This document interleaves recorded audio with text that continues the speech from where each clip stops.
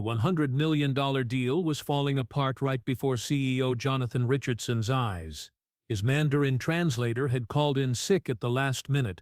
The Chinese investors were growing impatient, and the most important business negotiation of Richardson Global Industries' history was about to collapse. That's when Amelia Thompson, the quiet black woman who cleaned the executive floors every night, stepped forward and spoke perfect Mandarin, changing not just the deal, but everyone's assumptions about who deserves respect in the corporate world. It was 8:47 a.m. on a Tuesday morning when Jonathan Richardson received the phone call that threatened to destroy everything he had worked for.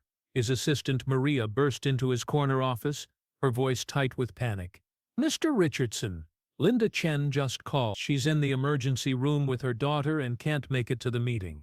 Jonathan felt his stomach drop. Linda Chen was their primary Mandarin interpreter, the one person who could navigate the complex nuances of Chinese business culture during their crucial negotiations with Phoenix Digital Corporation. The meeting was scheduled for 10 a.m., just over an hour away, and Wang Xiaoli was flying back to Beijing that afternoon.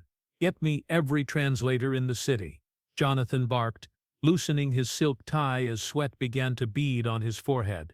"I don't care what it cost." But as the minutes ticked by, the news only got worse. Every qualified Mandarin interpreter in the city was either booked, unavailable, or couldn't arrive in time for such a complex business negotiation. Jonathan had built Richardson Global Industries from nothing, growing it into a $500 million operation. But none of that mattered if he couldn't communicate with the investors who could take his company to the next level. "I've called 15 agencies," Maria said, hanging up her phone with a defeated expression. "No one can get here in time." Jonathan walked to his floor-to-ceiling windows, his mind racing through impossible scenarios. He could try to conduct the meeting in English, but Wang Xiaoli preferred to discuss complex financial matters in his native language. Using a smartphone app to negotiate a $100 million deal would be an insult that could destroy any chance of partnership. That's when they heard a quiet voice from the doorway.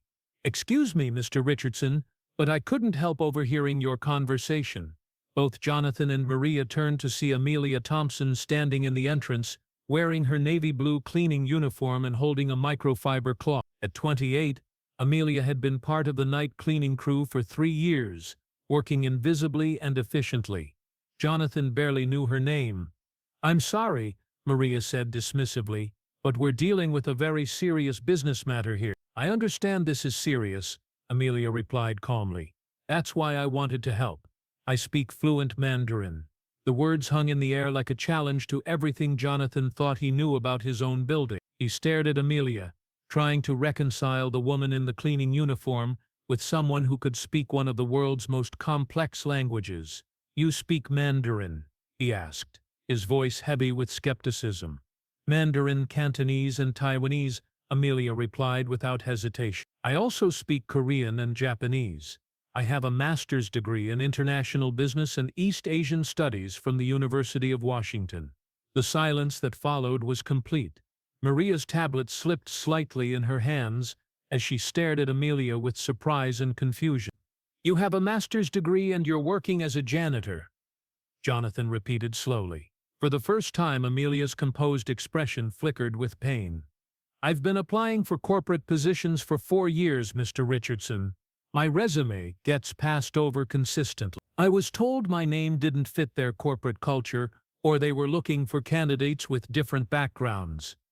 Jonathan felt an uncomfortable twist in his stomach as he began to understand what Amelia was implying. "Prove it," he said suddenly. "Say something in Mandarin." Amelia straightened her shoulders and spoke with perfect pronunciation. "Wai hen gao xing neng banju ning jue j win ti. Wai xing xing waning kei da kang yige dui shuang fang do yori da she." Jonathan could hear the fluency, the natural rhythm, the confidence of someone who truly pretried the language.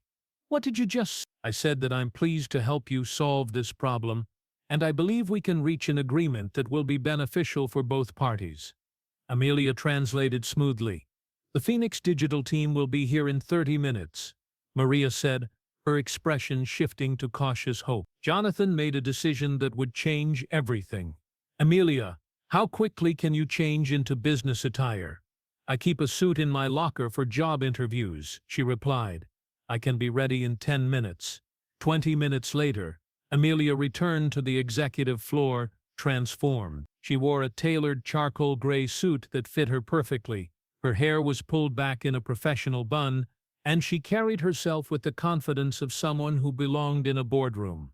The change was so dramatic that several executives did double takes as she passed their offices. The Phoenix digital team just arrived, Maria announced, leading a group of 5 impeccably dressed Chinese business people toward the conference room. Wang Xiaoli, a distinguished man in his 50s with silver hair and an expensive suit, walked with the measured confidence of someone accustomed to making decisions that affected billions of dollars. Jonathan met them at the entrance to the conference room, his palms slightly sweaty despite years of high-stakes negotiations.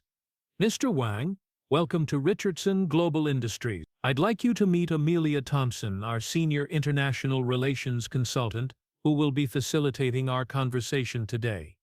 Amelia stepped forward and bowed slightly, speaking in rapid, fluent Mandarin. Jonathan watched Wang Xiaoli's expression transform from polite formality to genuine surprise, and then to what appeared to be respect.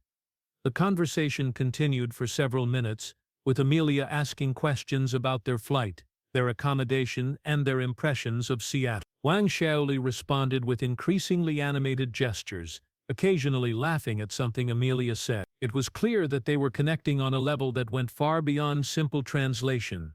They were engaging in the kind of cultural exchange that could make or break an international business relationship.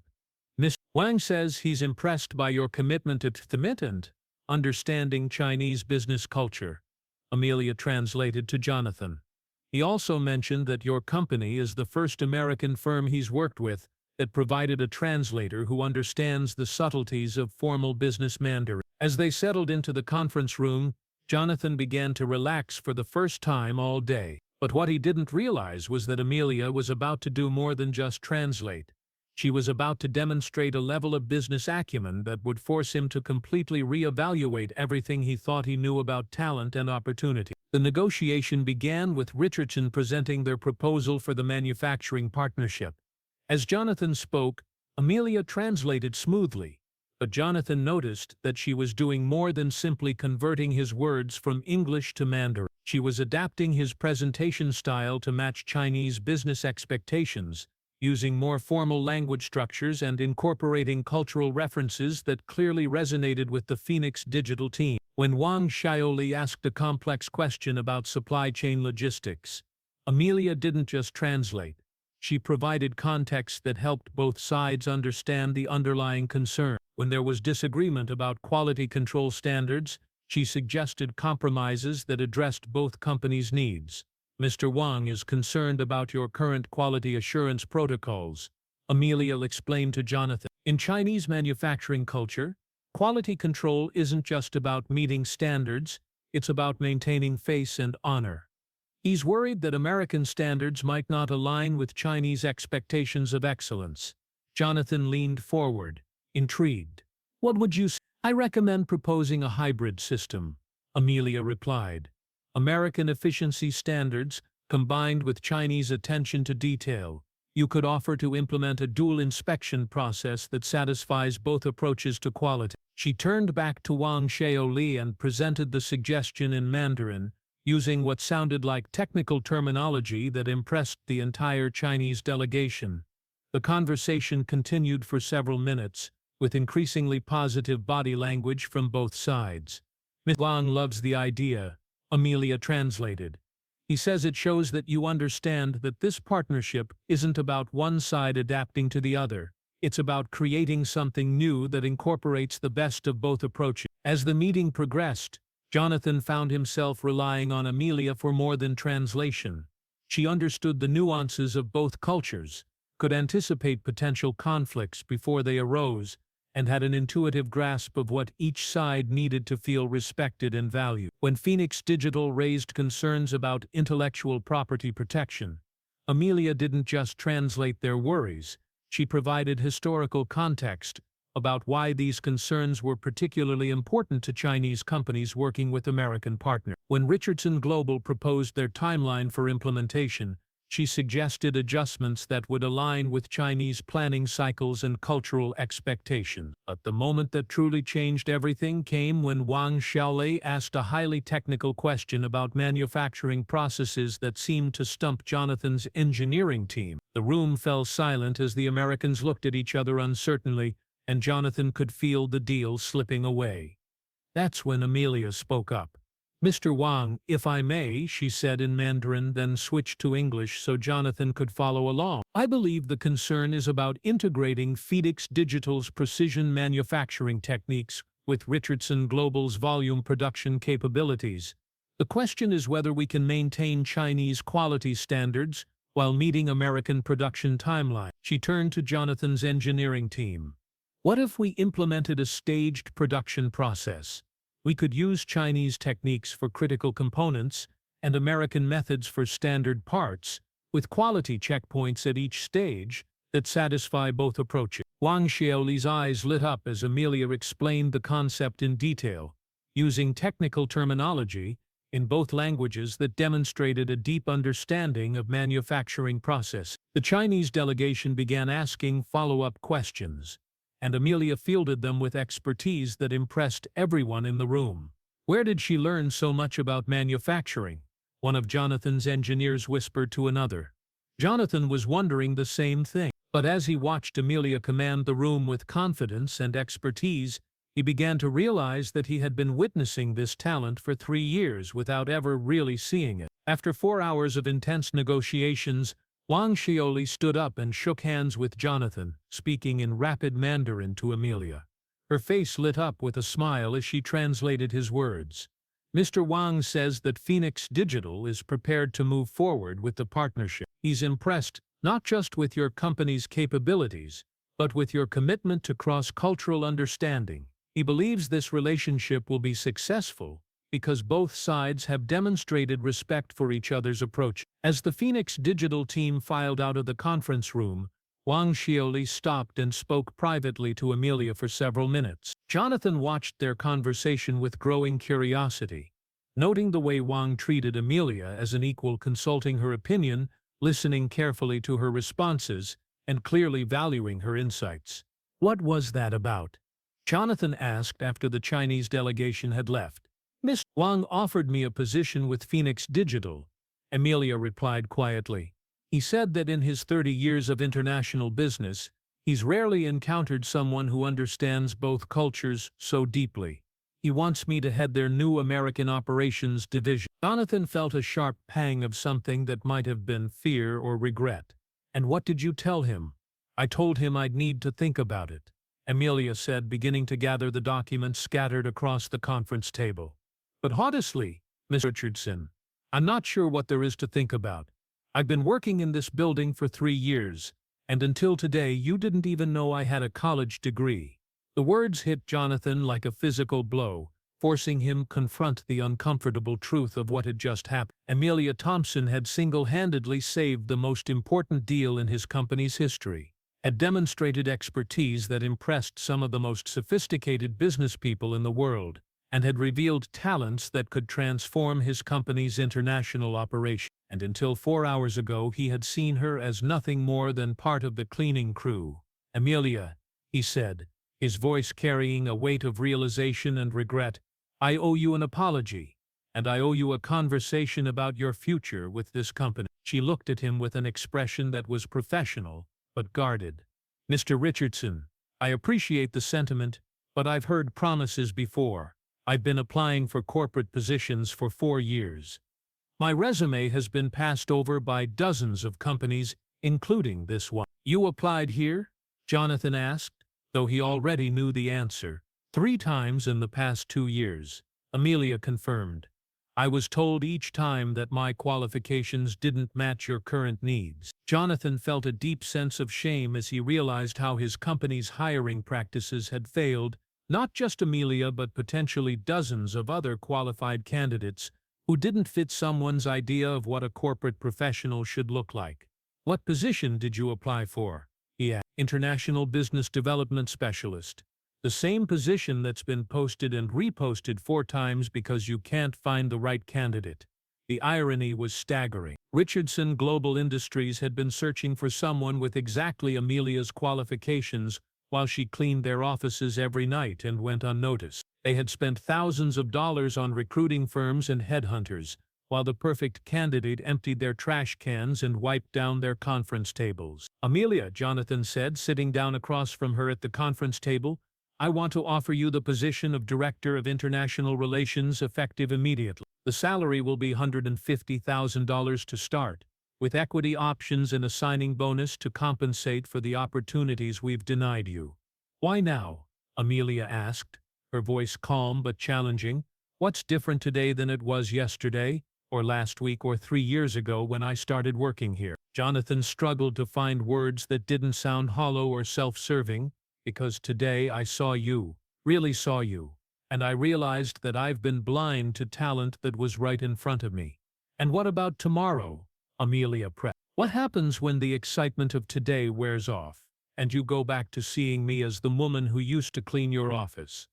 What happens when your board of directors questions why you promoted a janitor to an executive position?" The questions forced Jonathan to confront not just his own biases, but the systemic problems within his company and industry. He realized that offering Amelia a promotion wasn't enough. He needed to examine why his company had failed to recognize her talents in the first place, and what needed to change to ensure this didn't happen again. But there was more to Amelia's story that Jonathan didn't yet know. Over the next few hours, as word of the successful Phoenix Digital negotiations spread through the company, he began to learn about the woman who had been working invisibly in his building for 3 years. Amelia Thompson had grown up in South Seattle, the daughter of a nurse and a Boeing factory worker who had instilled in her the values of hard work and education. She had excelled in school, earning a scholarship to the University of Washington, where she double-majored in international business and East Asian studies. She had spent a year studying in Beijing, becoming fluent in Mandarin and immersing herself in Chinese business culture. After graduation, she had applied for dozens of corporate positions, only to be told repeatedly that she didn't have the right background or experience for international business roles. When her student loans came due and she could no longer afford to be unemployed, she had taken the night cleaning position at Richardson Global Industries as a temporary solution while continuing to search for work in her field. But the temporary solution had stretched into 3 years as Amelia faced rejection after rejection. She had watched less qualified candidates get hired for positions she could have excelled in, had seen companies choose cultural fit over cultural expertise, and had slowly begun to accept that her talents might never be recognized in the corporate world. During those 3 years working as part of the cleaning crew, Amelia had listened to countless meetings and conference calls. She had heard executives struggling with international communications, had watched deals fail because of cultural misunderstandings, and had seen opportunities lost because the company lacked the expertise she possessed. But she had never felt she had the standing to offer her insight. "Do you know what the hardest part was?" Amelia asked Jonathan, as they sat in his office after the rest of the executives had gone home. "It wasn't the physical work or the late hour. It was listening to meetings where I knew I could help, where I had solutions to problems that were costing the company money and opportunities, but knowing that no one would listen to someone in a cleaning uniform." Jonathan leaned back in his chair, trying to process the full implications of what she was telling him. "How many times did that happen?"